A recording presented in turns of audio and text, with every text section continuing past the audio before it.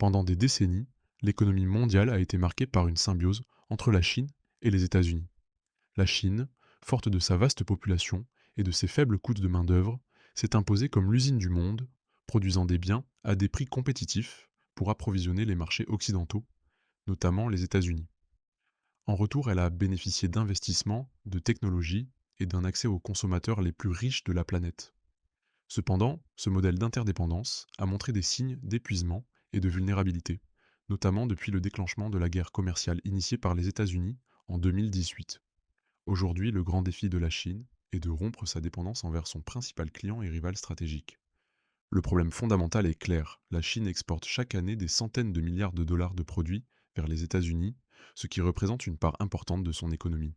Cette dépendance la rend vulnérable aux changements politiques, aux droits de douane, aux sanctions technologiques et aux pressions diplomatiques. L'administration Trump a intensifié les restrictions, mettant en péril des géants chinois comme Huawei et limitant l'accès à des technologies essentielles comme les semi-conducteurs avancés. Chaque nouvelle vague de sanctions ou de droits de douane a révélé la fragilité d'un modèle fondé sur des exportations massives vers l'Occident. Mais le problème n'est pas seulement externe.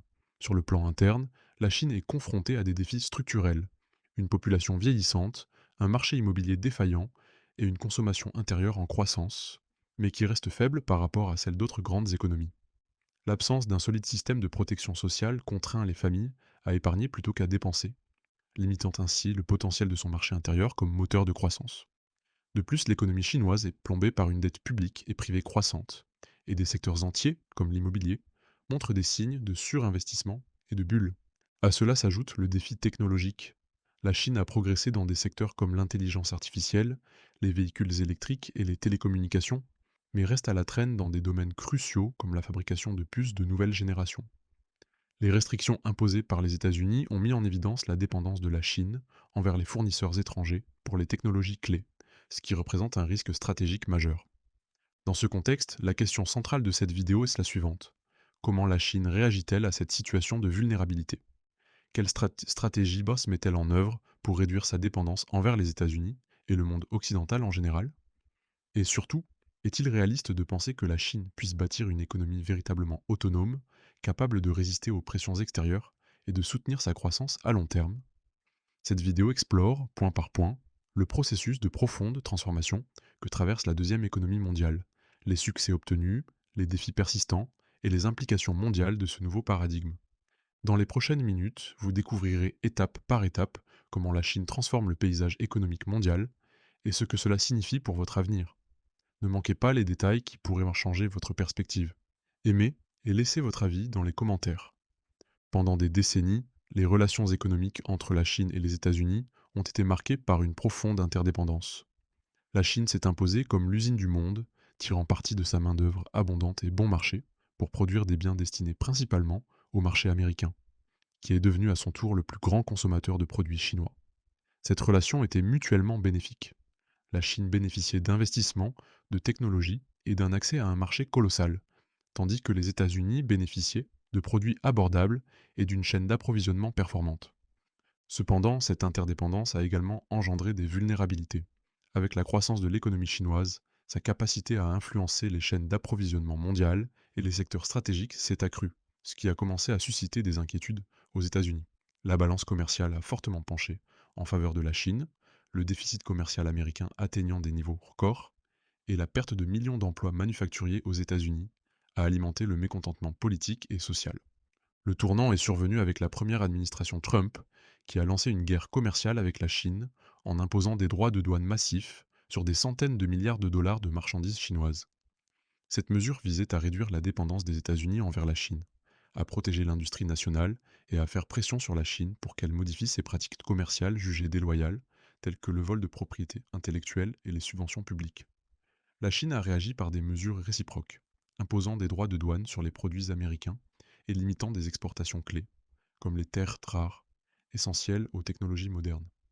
Cette escalade a marqué le début d'un processus de découplage économique, où les deux pays ont commencé à réduire leur dépendance mutuelle, notamment dans des secteurs stratégiques comme la technologie et l'industrie manufacturière de pointe. Bien que l'administration Biden n'ait pas supprimé les droits de douane par la suite, elle a maintenu une position ferme, maintenant les restrictions technologiques et les sanctions contre les entreprises chinoises. Cette approche a consolidé la tendance au découplage progressif, les États-Unis cherchant à diversifier leur chaîne d'approvisionnement, tandis que la Chine accélérait sa stratégie de renforcement de son marché intérieur et de recherche de nouveaux partenaires commerciaux. Ce processus affecte non seulement les deux pays, mais a également des implications mondiales, modifiant les chaînes de valeur internationales et générant de l'incertitude sur les marchés. L'interdépendance qui a défini cette relation d'économie sino-américaine. Pendant des décennies, elle a été remplacée par une concurrence stratégique et une fragmentation économique qui ont redéfini l'ordre mondial. La guerre commerciale ne s'est pas limitée aux droits de douane. La Chine a également mis en place des contrôles réglementaires et ouvert des enquêtes antitrust et antidumping contre de grandes entreprises américaines. Elle a suspendu sa coopération dans des domaines tels que la réglementation du fentanyl et restreint l'entrée des films hollywoodiens, démontrant ainsi que sa capacité de réaction allait bien au-delà du commerce traditionnel. Sur le plan diplomatique, la Chine a porté le différend devant l'Organisation mondiale du commerce, affirmant que les mesures américaines violaient les règles du système commercial multilatéral. Pékin a défendu la légitimité de ces représailles en invoquant sa souveraineté et les règles internationales, se positionnant comme un acteur prêt à résister à la coercition économique et à protéger ses intérêts stratégiques. L'impact économique a été significatif, mais pas dévastateur pour la Chine. Malgré la baisse des exportations vers les États-Unis et la souffrance de certains secteurs, l'économie chinoise a fait preuve de résilience. L'impact sur la croissance a été moins important que prévu. Et dans de nombreux cas, les entreprises chinoises ont réussi à réorienter leurs exportations vers d'autres marchés ou à absorber une partie des coûts grâce à la dépréciation du yuan et au soutien de l'État. La guerre commerciale a accéléré la prise de conscience par la Chine de la nécessité de réduire sa vulnérabilité extérieure et a renforcé sa détermination à progresser vers l'autosuffisance technologique et la diversification des marchés. De même, la stratégie de double circulation est le pilier central du nouveau paradigme économique chinois, conçu pour réduire la dépendance du pays aux marchés et technologies occidentaux, en particulier aux États-Unis, et pour bâtir une économie plus résiliente et autonome.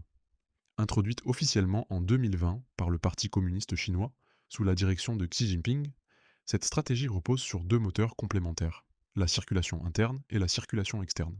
Le premier moteur, la circulation intérieure, vise à renforcer le marché intérieur.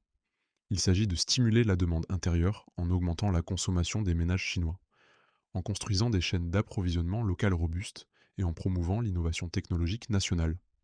La Chine cherche à faire de ses 1,4 milliard d'habitants le principal moteur de la croissance économique, réduisant ainsi sa vulnérabilité aux fluctuations externes.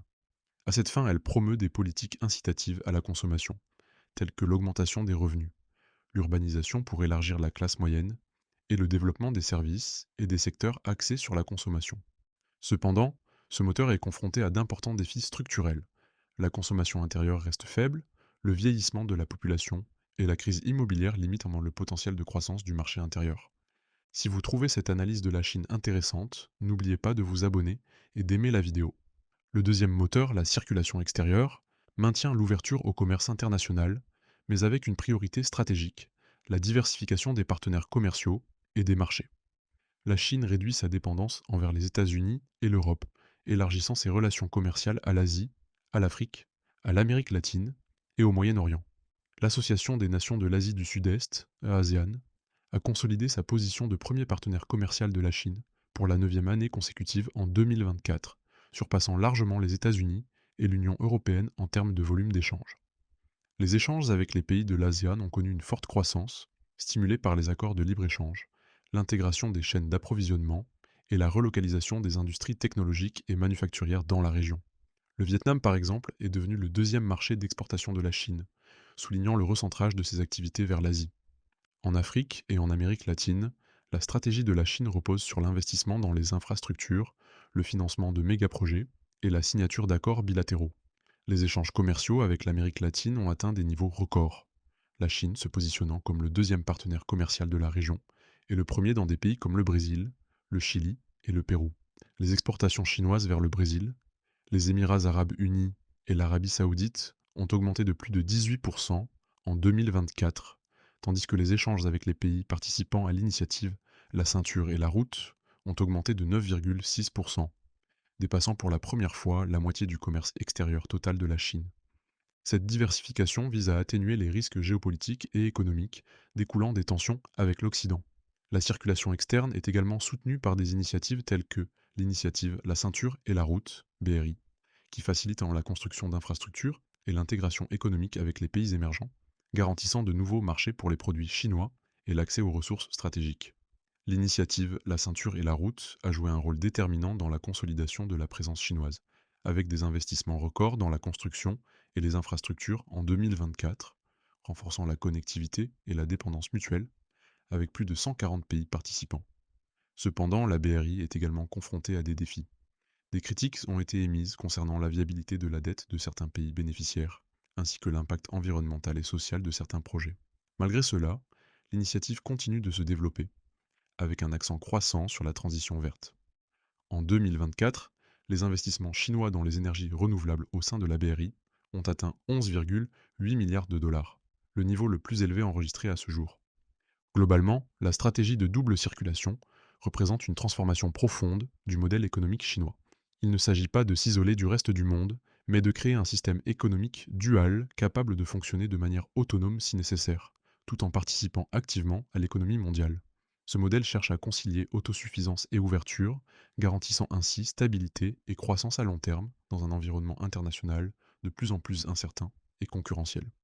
Au cours de la dernière décennie, la Chine s'est résolument engagée vers l'autosuffisance technologique et la transformation de son appareil industriel, consciente que la dépendance aux technologies étrangères, notamment américaines, représente un risque stratégique majeur.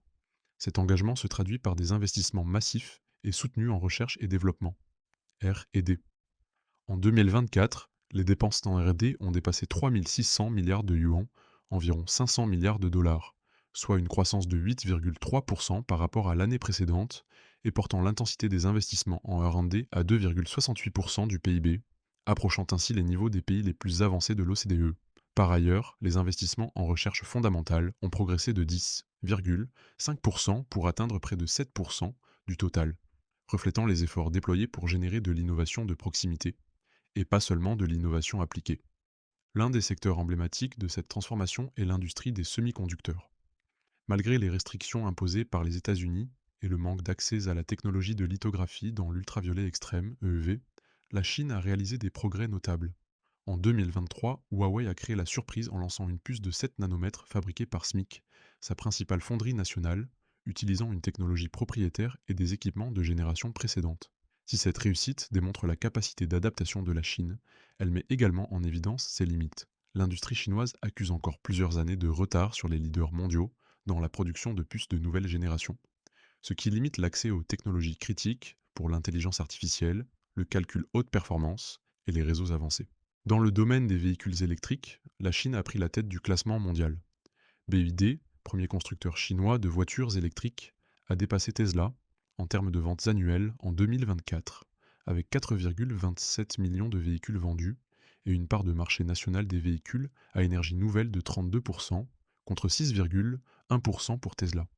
Ce leadership repose sur une combinaison d'innovation technologique, d'intégration verticale, des batteries à l'électronique de puissance et d'une politique industrielle favorisant la production et la consommation nationale, ainsi que les exportations vers les marchés émergents et développés.